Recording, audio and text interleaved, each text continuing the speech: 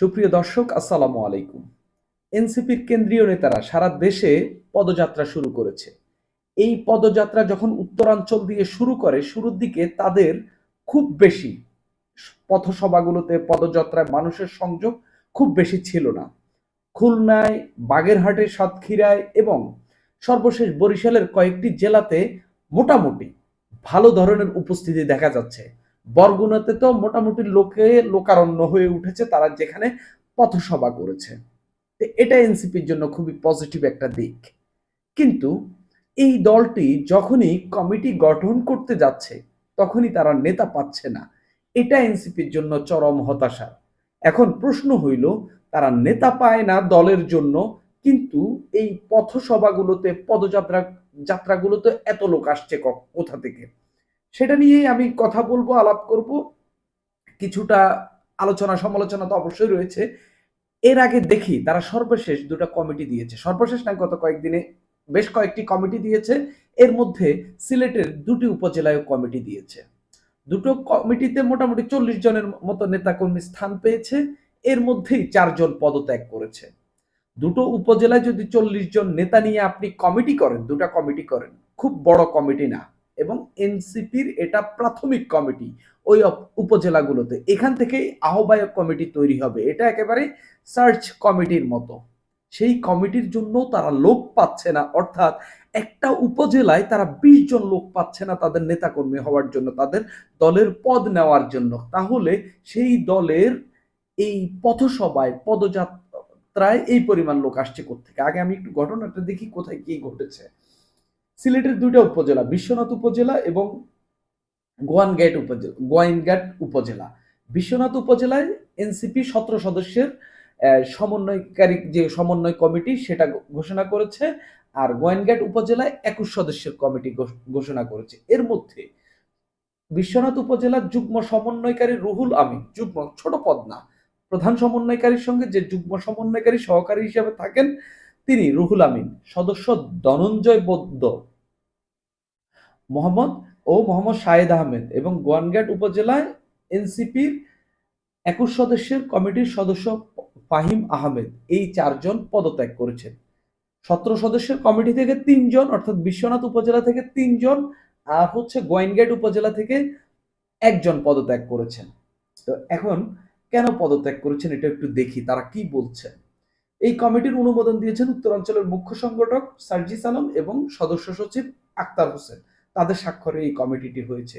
তো বিশ্বনাথের যিনি যুগ্ম সমন্বয়কারী রুহুল আমিন, যিনি পদত্যাগ করেছেন, তিনি তার অ্যাকাউন্টে কি লিখেছেন? তিনি লিখেছেন যে যে বিশ্বনাথ উপজেলার যে এনসিপি নবগঠিত কমিটিটি গঠন করা হয়েছে, সেখানে আমাকে যেই পদে রাখা হয়েছে আমার ওই কমিটির সঙ্গে, ওই পদের সঙ্গে কোনো সম্পৃক্ততা নেই। আমি ওই যুগ্ম সমন্বয়কারীর পদ থেকে পদত্যাগ করলাম। এটা মোটামুটি ওই উপজেলার দ্বিতীয় তৃতীয় একটা পদ, উচ্চ পর্যায়ের একটা পদ, যুগ্ম সমন্বয়কারী, প্রধান সমন্বয়কারীর সহকারী। সেখান থেকে এই যুগ্ম সমন্বয়কারী পদত্যাগ করলেন। তার মানে তিনি বলছেন স্পষ্টত এটার সঙ্গে তার কোনো সংযোগ নেই। অর্থাৎ তিনি বলারও চেষ্টা করছেন হয়তো তার সঙ্গে আলাপ হয় নাই, কিংবা তিনি আসলে এদের দলে থাকতে চান না। তাহলে এত বড় একজন পদে একটা উপজেলা কমিটিতে একজনকে রাখলেন যারা যিনি আপনাদের দলেই থাকতে চাচ্ছেন না। এটা গেল একজন। পরের আরেকজন, ওই কমিটির সদস্য শাহিদ আহমেদ, যিনি পদত্যাগ করেছেন, তিনি বলেছেন এই কমিটি গঠন করা হয়েছে যে যেখানে আমাকে রাখা হয়েছে, আমার সঙ্গে ওই কমিটির কোনো সম্পৃক্ততা নেই, আমি ওই পদ থেকে পদত্যাগ করলাম, ওই কমিটির সঙ্গে তার কোনো সম্পৃক্ততা নেই, তিনি সেটা বলছেন।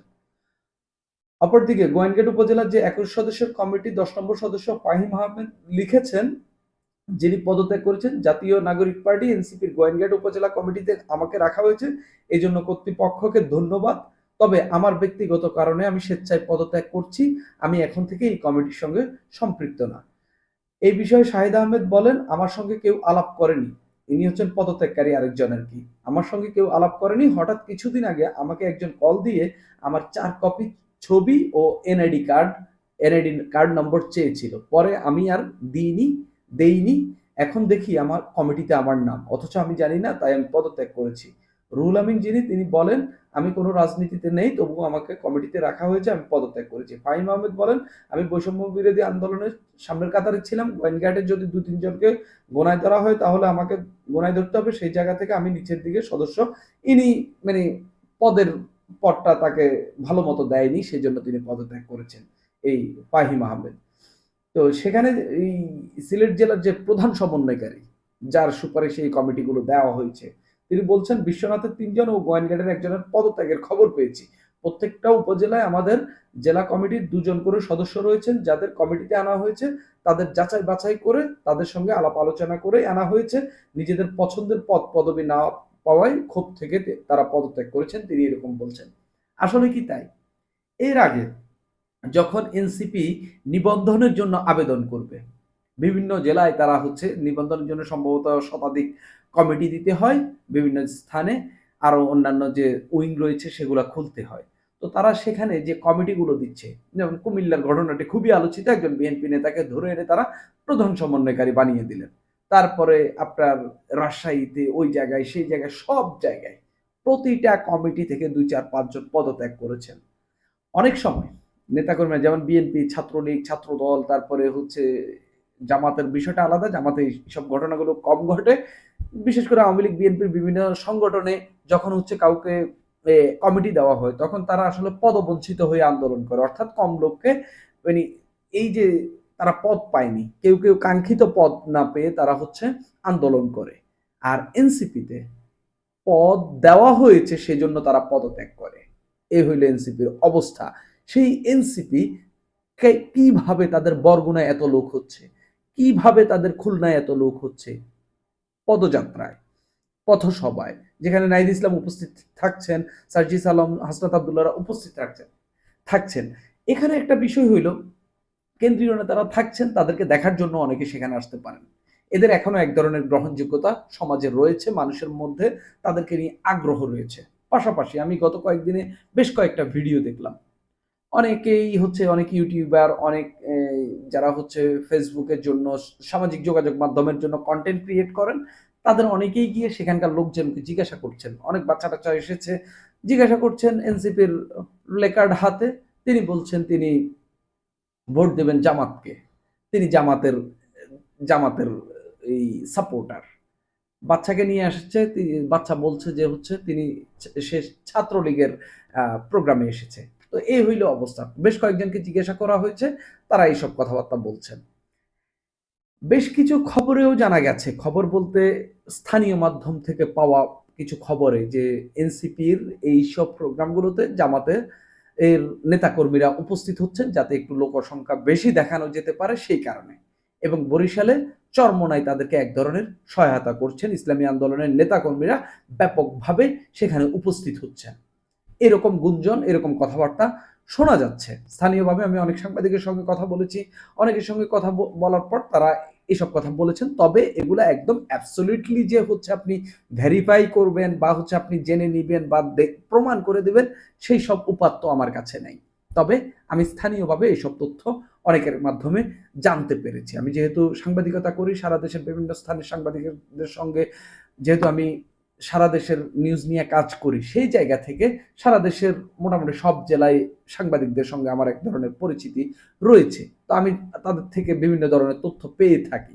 সেই জায়গা থেকে সেখানে বলা হচ্ছে যে প্রশাসনও এক ধরনের সহায়তা করে এনসিপির এই পথসভা যেগুলো হচ্ছে, পদযাত্রা হচ্ছে, সেখানে লোক দেওয়া চেষ্টা করছে।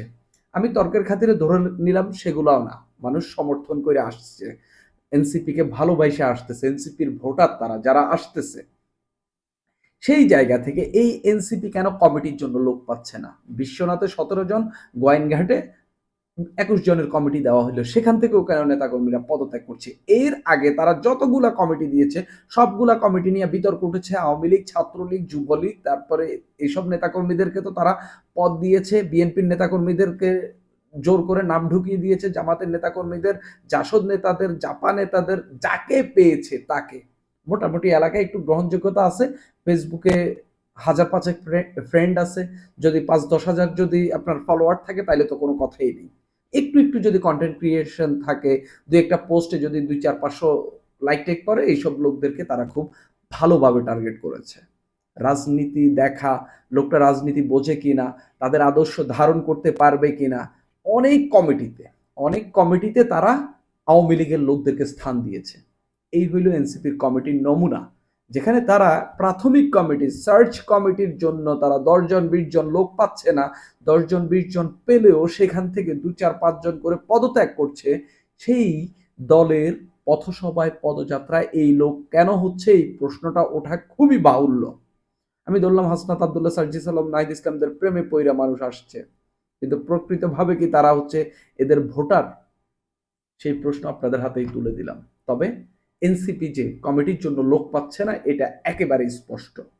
কমিটি গঠনে তাদেরকে খুবই হিমশিম খেতে হচ্ছে।